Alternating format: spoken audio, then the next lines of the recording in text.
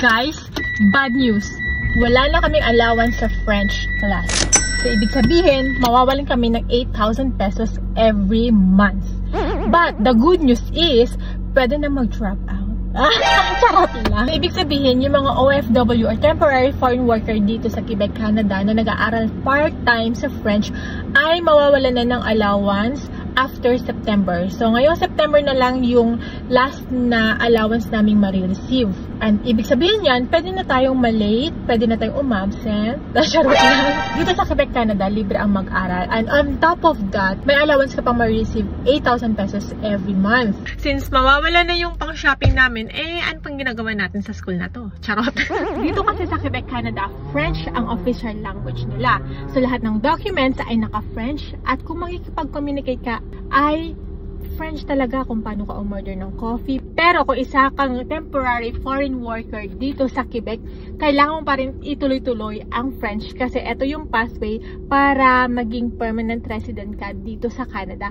Lalo na ngayon, ang daming mga changes sa IRCC. Lalo na sa pag-renew ng work permit. Lalo na yung mga low wage income. May chance na pauuwiin sa Pilipinas. Kasama ko ganun, guys. Lalo ngayon, pa-expire na yung work permit ko. So, uuwi kaya? Ganun. So, kailangan tuloy-tuloy pa rin yung ating pag-French. Kahit super hirap na, kahit wala nang allowance. So, kagaya niyan, late na ako. Pero tara, pasok tayo. Pasok ako sa inyo yung sa Quebec. Oh, wait lang.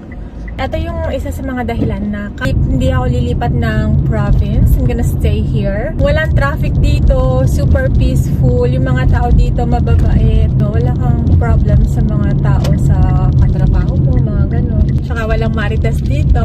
Pag merong marites, ay ibig sabihin Pinoy. Pag may sasakyan ka, mabilis lang talaga siya. Mga 10 minutes, kaya ng 10 minutes. Pero pag magbabas ka, not so a lot time, mga 1 hour.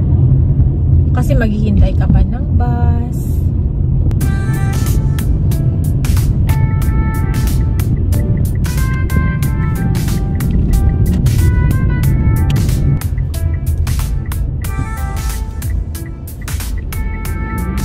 So, that means there will be a chance na pauuwiin kami mga temporary foreign worker dito sa Quebec. At para maiwasan yan, kailangan naming mag-apply ng permanent residency.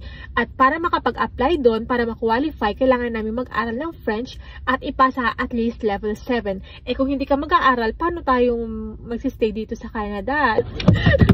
So guys, mindset lang. French equals PR.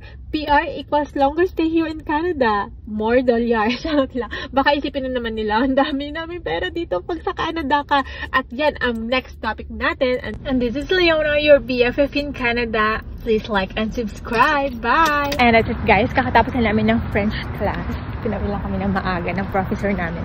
In my opinion, kailangan pa rin, tuloy-tuloy pa rin yung pag-aaral ng French. Yung brighter side kasi nun ay magiging trilingual ka. You can speak Tagalog, English, tapos French. At magkakaroon ka ng mga opportunities in case na gusto mo magtrabaho sa government in the future or whatever, maging translator. So, magiging advantage mo rin yun.